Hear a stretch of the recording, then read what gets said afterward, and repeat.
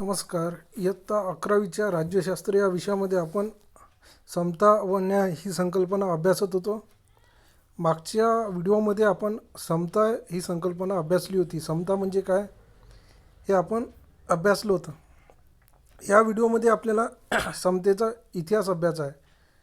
समताचा इतिहास अभ्यासत असताना आपल्याला Aristotle, Hobbes, Thomas Hobbes, Rousseau, Karl Marx, Tocqueville या विचारवंताची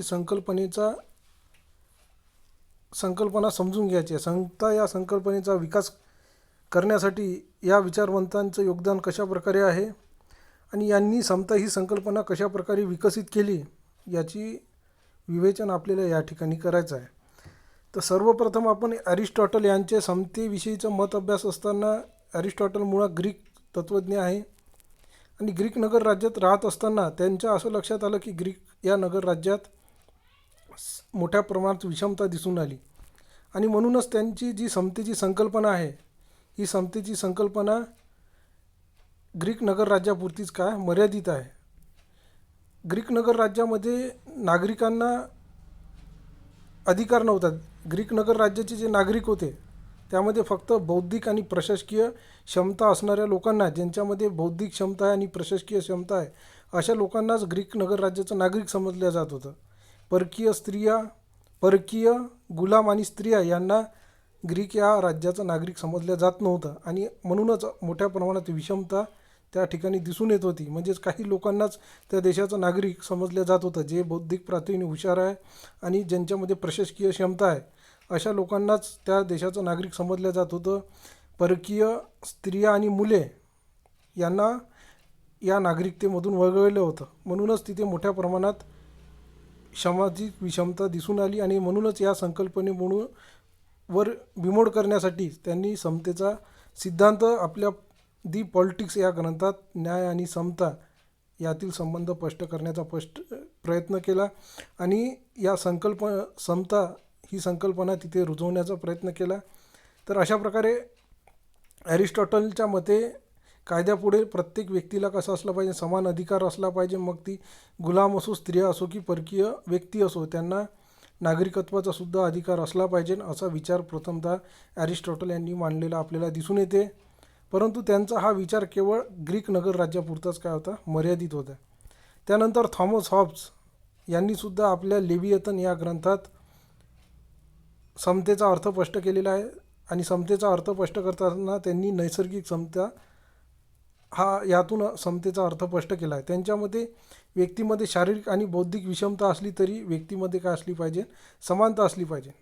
आपल्याला माहीत आहे की निसर्गतः काही व्यक्तींमध्ये शारीरिक आणि बौद्धिक विषमता ही दिसून येते, परंतु असं असलं तरीसुद्धा प्रत्येक व्यक्ती कसा आहे, समान आहे असं थॉमस यांचं मत आहे. त्यांच्यामध्ये प्रत्येक व्यक्तीला मनुष्य प्राणी या नात्याने उचित असे अधिकार मिळणं हा प्रत्येकाचा काय अधिकार आहे असं मत थॉमस हॉब यांनी मांडलेलं आहे.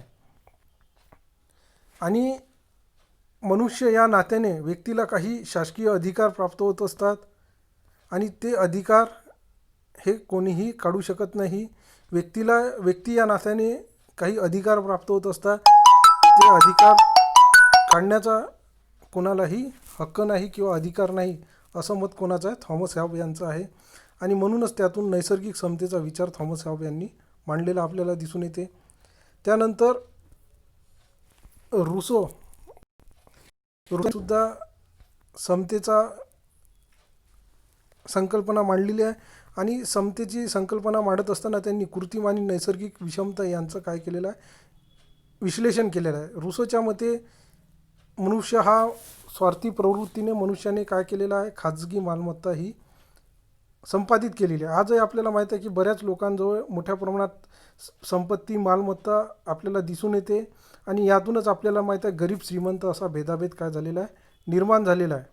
आणि मनुष्याच्या स्वार्थी प्रवृत्तीतून आज आपल्याला माहीत आहे की गरीब श्रीमंत हा भेदाभेद निर्माण झालेला आहे. आजही श्रीमंत लोकांना असं वाटते की आपण पैशाच्या भरोश्यावर या गरीब लोकांचं काय करू शकतो, शोषण करू शकतो आणि म्हणूनच काय झालेलं आहे, गरिबांचं शोषण झालेलं आहे असं सुद्धा म्हणता येईल. आणि ही जी विषमता मनुष्यात निर्माण केलेली आहे ही कशी आहे, श्रीमंतांनी कृत्रिम स्वरूपात निर्माण केलेली विषमता आहे असं रुसो यांचं मत आहे. रुसो यांच्या मते शरीर रचना आणि क्षमता यामध्ये जरी व्यक्तित विषमता निर्माण होत असली तरीसुद्धा निसर्गाचा घटक म्हणून नागरिकांना काय असले पाहिजे, समान अधिकार असले पाहिजे. आपल्याला माहीत आहे की शरीर रचनेबाबत आणि क्षमतेमध्ये प्रत्येक व्यक्तीमध्ये विषमता आहे, भिन्नता आहे, परंतु तरीसुद्धा नैसर्गिकदृष्ट्या मनुष्य कसा आहे, समान आहे. असं रुसोचं मतसुद्धा समानतेविषयी आपल्याला दिसून येते. म्हणजेच या व्हिडिओमध्ये आपण ॲरिस्टॉटल, त्यानंतर थॉमस हॉब्स आणि रुसो या 3 लेखकाचे काय समतेविषयीचे मत आपण या ठिकाणी अभ्यासले आहे. पुढील व्हिडिओमध्ये आपल्याला कार्ल मार्क्स आणि टॉकविल यांचे सुद्धा समतेचे विषयीचे मत आपल्याला अभ्यासाचे. धन्यवाद.